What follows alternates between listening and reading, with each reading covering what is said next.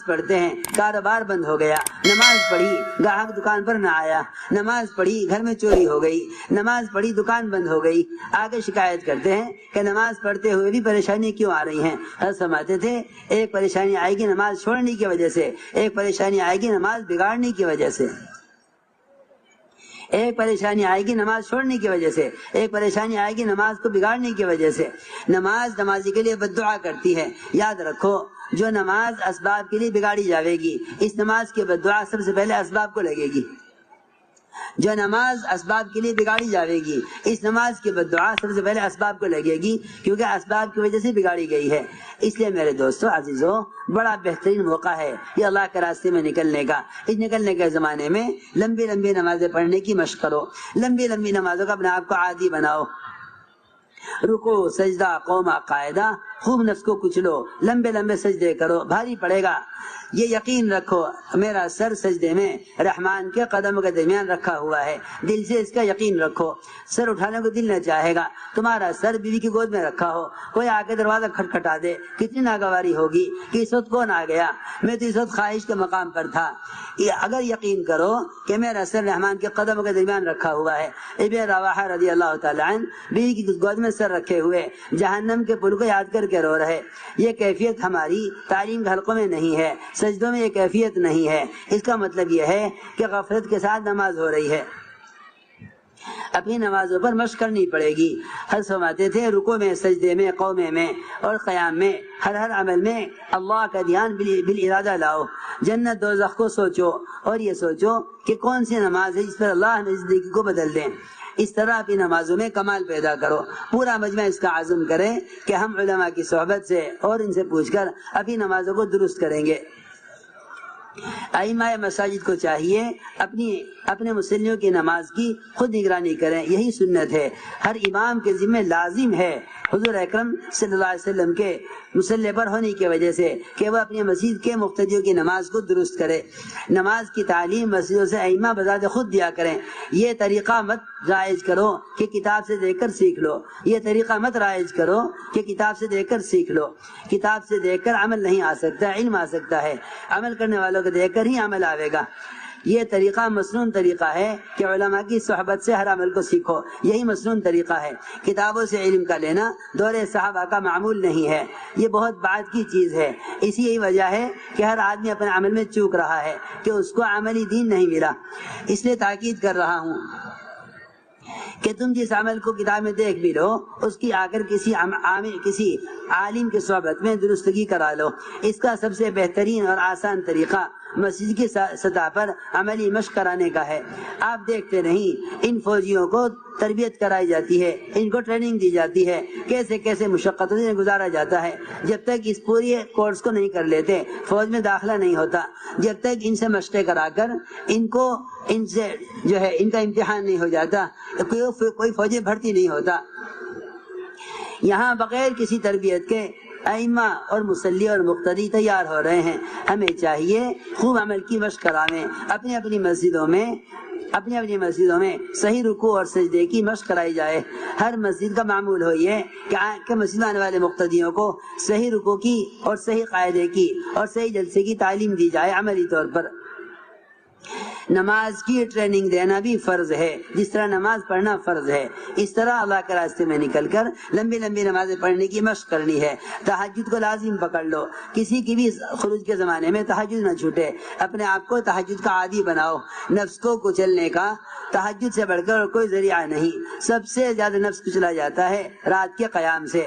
فرمایا تین کام ہیں جو تہجد سے حاصل ہوتے ہیں۔ ایک تو رات کے قیام سے نفس کچلا جائے گا، کیونکہ گناہ جتنے بھی ہوتے ہیں وہ نفس کے تقاضے سے ہوتے ہیں۔ فرمایا قرآن میں اشد وطا کہ سب سے زیادہ نفس کو کچلنے والا عمل اور رات کا قیام اور تہجد ہے۔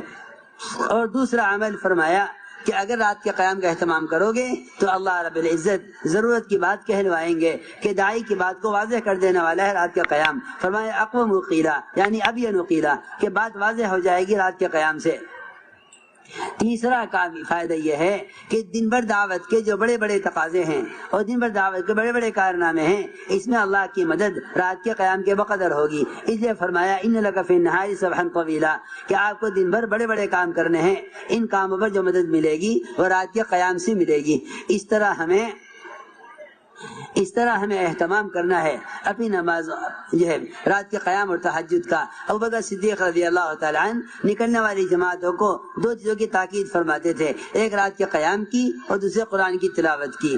اس طرح ہم اپنی نمازوں میں کمال پیدا کریں۔ اشراق، چاشت، اوابین، اس کا خاص طور پر اہتمام کریں کہ نوافل کی کثرت اللہ کے ایسے قرب کا ذریعہ ہے جس سے بندے کے اعضاء کا استعمال اللہ کی چاہت پر آ جاتا ہے۔ اور اسی کے ساتھ ساتھ ہمیں چاہیے کہ مسنون دعاؤں کا بھی خوب اہتمام کریں۔ مسنون دعاؤں نے قبولیت کے راستے دیکھے ہوئے ہیں۔ میرے دوستو عزیزو، یہ ہوا عمل۔ اب ہر عمل کو دو چیزوں پر لانا ہے، ایک وعدوں کے یقین پر لاؤ تاکہ اس پر اجر پورا ملے، اور ایک علم پر لاؤ تاکہ اللہ کے یہاں قبول ہو جائے۔ دو قسم کا علم ہے، فضائل کا اور مسائل کا۔ مسائل کا علم علماء کی صحبت سے حاصل کرو، فضائل کا علم اور فضائل کا یقین یہ تعلیم کے حلقوں سے ملے گا۔ ہمارا روزانہ کا کام یہ ہے کہ تعلیم کے حلقوں میں جم کر بیٹھو۔ اللہ کے وعدوں کا یقین دلوں میں تازہ کرنے کے لیے تعلیم کے حلقے ہیں۔ جتنی جماعتیں اللہ کے راستے میں نکل رہی ہیں، ان کی صبح کی تعلیم کا معمول ہر جگہ منتخب احادیث تعلیم کا ہے۔ صبح کی تعلیم میں تینوں عمل کرو۔ ایک عمل قرآن کی تصحیح کا حلقہ، جو سب سے بنیادی فریضہ ہے، جس کے بغیر نماز درست نہ ہوگی۔